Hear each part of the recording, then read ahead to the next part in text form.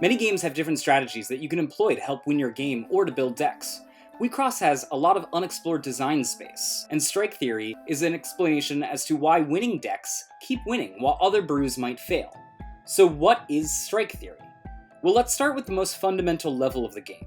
Each player has 7 life cloth. The first player that can crush 7 life cloth and then deal 1 final damage will win the game.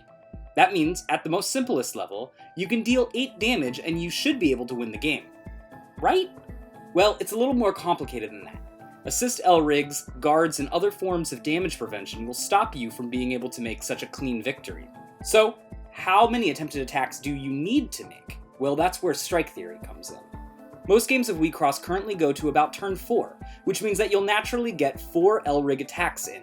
We can count that so far as a successful attacks for now. Due to the way that limit works in Wixoss as well, you will also have 1 empty lane to attack through on your first attack. That means that you've already gotten the ability to potentially score 5 damage of the 8 necessary to win. That's going to be 4 L-rig attacks and 1 Signy attack. But as Wixoss has evolved, defending against attacks has also become commonplace. Most decks will be able to play anywhere from 1 to 2 guards a game to stop the L-rig damage. Likewise, most decks will be able to play some assists to help with damage prevention. Usually, it'll net them anywhere around 1 to 4 damage prevention. The current average that you can expect is to see 2 guards and 3 damage prevented by assist L-rigs. That's a total of 5 damage prevented so far. But that's not the only way that damage can be prevented in a game. There's also the wild cards, that is Lifebursts.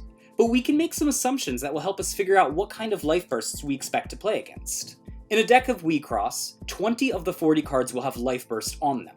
Not all Lifebursts will help with damage prevention, but it has become very common to use some form of damage prevention in your life cloth. 3.5 of the 7 life cloth will have Lifeburst on them.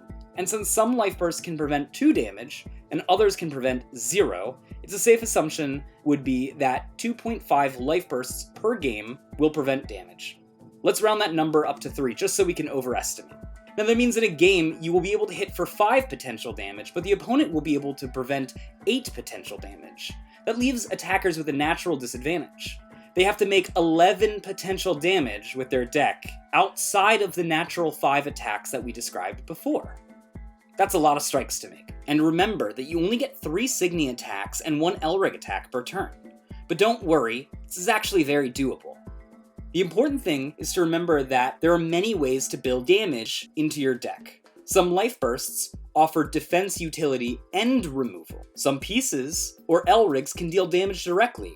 Having Assassin is just the same as threatening damage. You have to keep in mind when building the deck that you'll need to add in 11 potential damage dealers.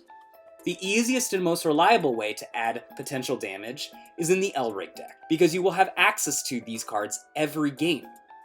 Every 1 card that threatens damage is 1 less card that you need to add in your main deck to threaten damage. The example above can threaten upwards to 6 damage, 2 damage from assist L-rigs, and 3 damage from a piece, as well as another piece that can deal 1 damage. That means you'll need to find another 5 ways to threaten damage in the course of the game. Lifebursts can also be utilized. The simple math is that for every 6 cards with the same Lifeburst effect, you can almost guarantee that 1 will show up in every game. Let's say we added 12 Lifebursts that can also count as removal in the deck. That means we'll see 2 Lifebursts per game that count as removal. So we're gonna have to find another 3 consistent forms of damage in the game. The math gets a little weird when we start talking about adding cards to the main deck, because we're not guaranteed to draw those every game. But with the help of a geometric calculator, we can find out, based on how many cards we're likely to draw in a game and how much damage we need to threaten, what the right number of cards to add to the main deck to serve this purpose. In this case, we'll need to add about 12 cards to cause damage.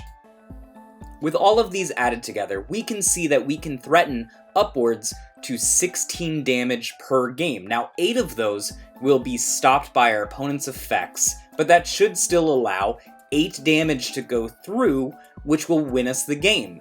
Our 16 potential damage comes from 4 L-rigs attacks per game, 1 limit Signy attack, 6 L-rig effects that could potentially cause damage, 2 Lifeburst effects that we should statistically see a game, and an 89% chance to see at least 3 main deck effects. But Strike Theory can be used defensively as well. If you know that you can prevent more damage than was stated earlier in this video, then you have a chance to out-tempo your opponent. Likewise, you can tweak all the variables described here and figure out a different kind of clock for your Wixoss deck. For example, Nova has the ability to make it so that you can play a guard every turn until the game ends. That means that your game can go much longer. Because of that, you'll be able to hit for more L-Rig attacks than your average 4 times a game. You can count each new L-Rig attack that you'll be able to do with every turn as a new form of damage, which means that you'll have to add less overall damage to your L-Rig deck and main deck, allowing you to devote those slots to other things. In a game of Wixoss, you win by dealing damage to the opponent. With Strike Theory, you can plan exactly when those strikes will happen and how your opponents might react against you. Try taking Strike Theory with you the next time that you decide to build a deck and see how it performs.